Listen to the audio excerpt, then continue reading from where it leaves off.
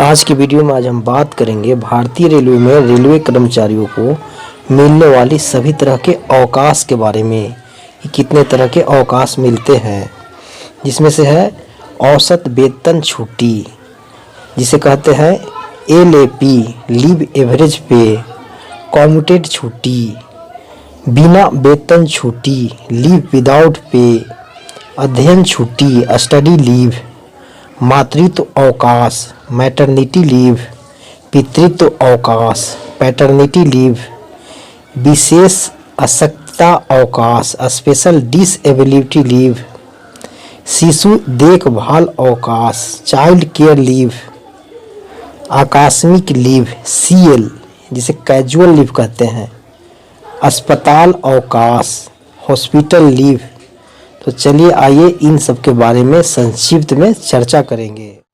पहले बात करेंगे औसत वेतन छुट्टी के बारे में, जिसे अंग्रेजी में कहते हैं लीव एवरेज पे, जिसे शॉर्टकट लिखा जाता है LAP। तो यह छुट्टी वर्ष में 30 दिन मिलता है और LAP छुट्टी सभी अस्थायी और अस्थायी रेल कर्मचारियों के लिए है। यह छुट्टी वर्ष में 2 बार, पहला 1 जनवरी और सेकंड 1 जुलाई को आपके अकाउंट में 15-15 दिन एडवांस रूप से जमा कर दिया जाता है। यानी जैसे ही 1 जनवरी होता है आपके खाता में 15 दिन LAP छुट्टी को जोड़ दिया जाता है और फिर अगले 1 जुलाई को भी 15 दिन आपके अकाउंट में जोड़ दिया जाता है। LAP छुट्टी आपके खाते में अधिकतम 300 दिनों तक ही जमा हो सकता है। अगर 300 दिन से ज़्यादा होता है तो यह भी LAP छुट्टी लैप्स कर जाता है। एक बार में अधिकतम 180 दिन की LAP छुट्टी को एक्सेप्ट किया जा सकता है, यानी सैंक्शन मैक्सिमम 180 दिन एक बार में किया जा सकता है। कम से कम तो आप 1 या 2 दिन ले ही लेते हैं। एक बात और है कि LAP छुट्टी के बाद में रेस्ट अगर आप लगाते हैं तो अगला दिन आपको ड्यूटी लगता है।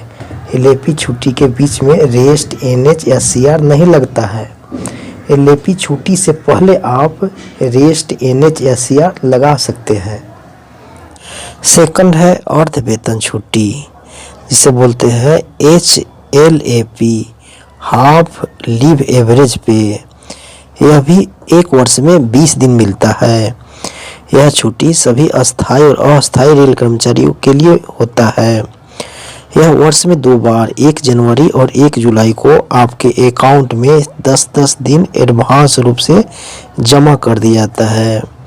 इसे जमा करने की कोई सीमा नहीं है, यानी यह छुट्टी लैप्स नहीं करता है।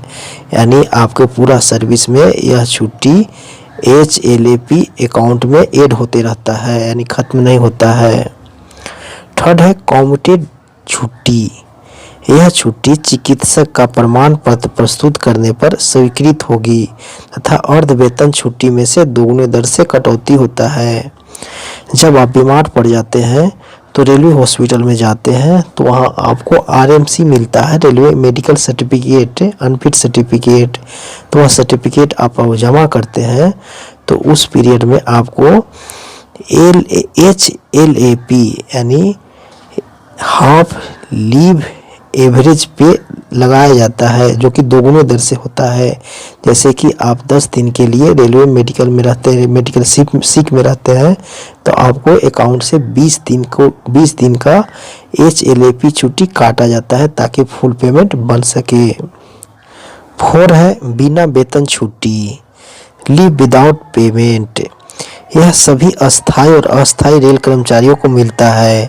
जब उसके अकाउंट में कोई भी छुट्टी बकाया नहीं रहता है तो लीव विदाउट पेमेंट लगाया जा सकता है। यह छुट्टी पूरे सेवा कालों में 30 से 60 दिनों तक मिलता है, यानी पूरे सेवा काल में आप 1 वर्ष के लिए लीव विदाउट पेमेंट ले सकते हैं। मेडिकल सर्टिफिकेट के आधार पर एक समय में 90 दिनों तक स्वीकृत की जा सकती है, यानी एक बार में मैक्सिमम 90 दिन आप मेडिकल सर्टिफिकेट के आधार पर ले सकते हैं लीव विदाउट पे।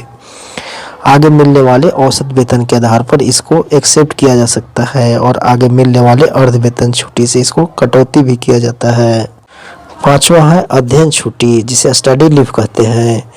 पेशेवर तथा तकनीकी प्रशिक्षण एवं उच्च अध्ययन के लिए, जिसका सीधा संबंध रेल कार्य को बेहतर बनाना है, के लिए स्टडी लीव मिलता है। यानी हायर एजुकेशन के लिए स्टडी लीव आप ले सकते हैं। यह एक बार में मैक्सिमम 12 माह के लिए मिलता है और पूरे सेवा काल में अधिकतम 24 माह यानी 2 साल के लिए मिलता है पूरा सेवा काल में। 6 है मातृत्व अवकाश, जिसे बोलते हैं मैटरनिटी लीव।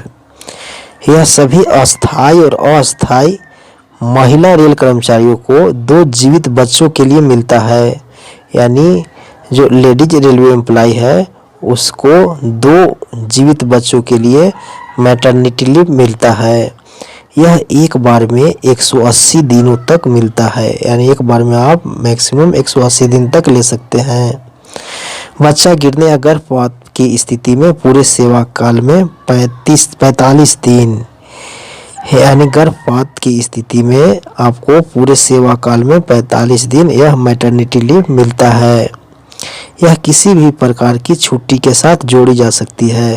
यानी आप साथ में LAP या CL लेते हैं तो उसके साथ में इसको मैटरनिटी लीव भी ले सकते हैं।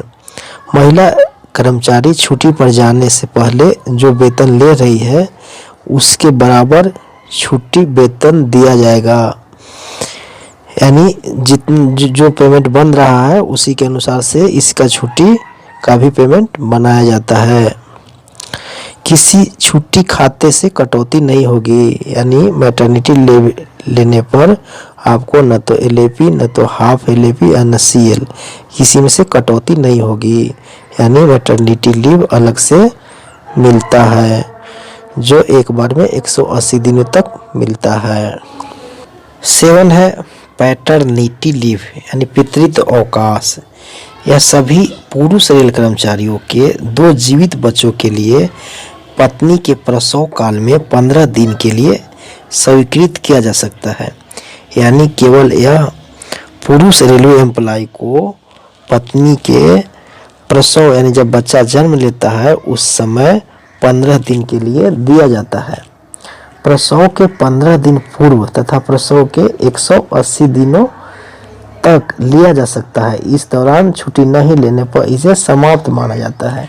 यानी बच्चा जिस दिन जन्म हुआ उससे या तो 15 दिन पहले या बच्चा जन्म लेने के 180 दिनों के अंदर, यानी 6 महीने के अंदर आपको यह पैटर्निटी लीव ले लिया जाना चाहिए। नहीं तो इस छुट्टी लैप्स माना जाता है, यानी समाप्त हो जाता है, उसके बाद आपको नहीं मिलेगा। इसे किसी भी प्रकार के छुट्टी के साथ जोड़ा जा सकता है। 15 दिनों की छुट्टी को एक बार में ही एक्सेप्ट किया जाता है। किसी भी प्रकार के छुट्टी से कटौती नहीं होगा। यानी आपके खाते से कोई छुट्टी की कटौती नहीं किया जाएगा। 8 है विशेष अशक्तता अवकाश, स्पेशल डिसेबिलिटी लीव। यह रेल कर्मचारियों को कर्तव्य निर्वहन करते समय किसी भी प्रकार का चोट लगने के कारण अशक्त होने पर चिकित्सा प्रमाण पत्र के आधार पर मिलता है। अगर कोई भी रेल कर्मचारी अपने कार्य के दौरान काम करने के समय अगर चोट लग गया और चोट लगने के कारण वह काम करने में असमर्थ है तो वह मेडिकल प्रमाण पत्र के आधार पर यह छुट्टी ले सकता है। यह छुट्टी अधिकतम 24 माह यानी 2 साल के लिए सैंक्शन किया जा सकता है। इस छुट्टी को भी किसी छुट्टी के खाते से कटौती नहीं होगा।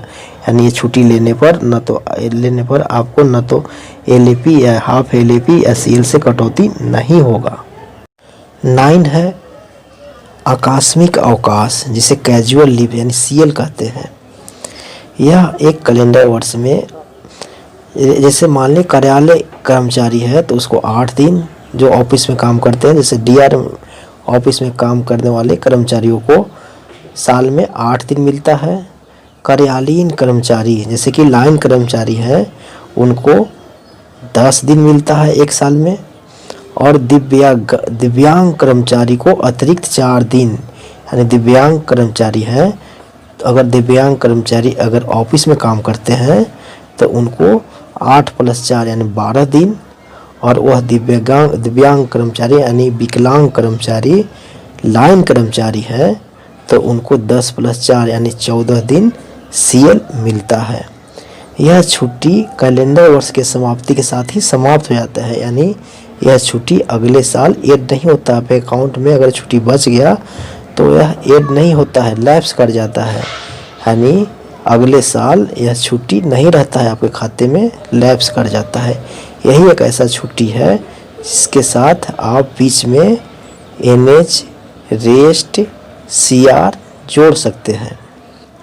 10 है शिशु देखभाल अवकाश, जिसे चाइल्ड केयर लीव यानी CCL कहते हैं। यह महिला कर्मचारियों को पूरे सेवा काल में पहले 2 बच्चों की 18 वर्ष की आयु तक पालन पोषण हेतु मिलता है। यानी प्रथम जो 2 बच्चा होता है उसको 18 वर्ष आयु पूरा होने से पहले 18 वर्ष की आयु होने तक उसको देखभाल के लिए चाइल्ड केयर लीव महिला रेलवे कर्मचारियों को मिलता है। सक्षम प्राधिकारी द्वारा अधिकतम 2 वर्ष यानी कुल 730 दिन तक सैंक्शन किया जा सकता है। यह अवकाश टुकड़ों में भी लिया जा सकता है, यानी आप अलग अलग जैसे पहले 1 महीना के लिए लिए या 2 महीना के एक साथ ले लिए, ऐसे कर करके भी लिया जा सकता है। यानी मैक्सिमम 2 वर्ष से ज़्यादा यह छुट्टी नहीं होता चाहिए। एक बार में कम से कम 5 दिन की अवधि के लिए मिलेगा, यानी कम से कम मिनिमम छुट्टी 5 दिन लेना ही होगा। और एक कैलेंडर वर्ष में अधिकतम 3 बार यह छुट्टी स्वीकृत की जा सकती है, यानी एक वर्ष में, एक कैलेंडर वर्ष में मैक्सिमम 3 ही बार ले सकते हैं। जैसे एक महीना के लिए लेते हैं तो 3 ही बार लेना होगा 3 महीना के लिए। इसकी कटौती अवकाश के खाते से नहीं होगी, इसके लिए अलग से खाता खोला जाएगा, इसके लिए भी अलग से अकाउंट खोला जाता है CCL का, उसी से कटौती हो जाता है। इस अवकाश की मांग एक अधिकार के रूप में नहीं की जा सकती है। महिला कर्मचारी को ठीक छुट्टी पर जाने से पहले जो वेतन ले रही थी उसी के बराबर छुट्टी का वेतन दिया जाएगा। उचित सक्षम प्राधिकारी की पूर्व मंजूरी से CCL अवधि में मुख्यालय छोड़कर बाहर जा सकते हैं या विदेश यात्रा पर भी आप जा सकते हैं। चाइल्ड केयर लीव को सक्षम अधिकारी द्वारा कैंसिल भी किया जा सकता है और महिला कर्मचारी को पुनः कार्य पर बुलाया जा सकता है। शिशु देखभाल अवकाश CCL पुरुष रेल कर्मचारियों को भी मिलता है।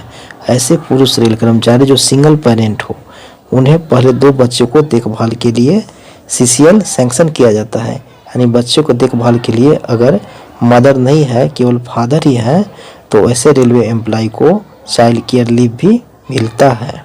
11 है अस्पताल अवकाश हॉस्पिटल लीव। यह ग्रुप C एवं ग्रुप D कर्मचारियों को अस्पताल अवकाश दिया जाता है, यानी ग्रुप A और ग्रुप B एम्प्लॉय को हॉस्पिटल लीव नहीं मिलता है। यह रेल कर्तव्यों के निर्वहन के दौरान किए गए जोखिमों के कारण हुई बीमारी या चोटों को उपचार के लिए दिया जाता है। यानी आप कार्य कर रहे हैं उस समय जोखिम के दौरान अगर बीमारी या चोट लग जाता है तो हॉस्पिटल अवकाश दिया जाता है। यह प्राधिकृत चिकित्सा द्वारा प्रमाण पत्र प्रस्तुत करने पर सैंक्शन किया जाता है, यानी मेडिकल सर्टिफिकेट इसके लिए ज़रूरत पड़ता है। इस छुट्टी में पहले 120 दिन औसत वेतन के बराबर यानी LAP के बराबर छुट्टी वेतन और शेष अवधि हेतु आधे वेतन के बराबर यानी HLAP के बराबर छुट्टी वेतन मिलता है। महाप्रबंधक यानी GM द्वारा सीमा रहित अस्पताल छुट्टी स्वीकृत की जा सकती है। इस छुट्टी की कटौती खातों में से नहीं की जाती है, यानी इस छुट्टी को भी आपके अकाउंट के खाते जैसे LAP या हाफ LAP या CL से कटौती नहीं किया जाता है। हॉस्पिटल लीव को किसी भी प्रकार के छुट्टी के साथ जोड़ा जा सकता है, परंतु यह छुट्टी 28 माह से ज़्यादा नहीं होना चाहिए, यानी 1 वर्ष और 4 माह से ज़्यादा हॉस्पिटल लीव नहीं मिलता है। अगर वीडियो अच्छा लगे तो लाइक कीजिए, कमेंट कीजिए और शेयर कीजिए।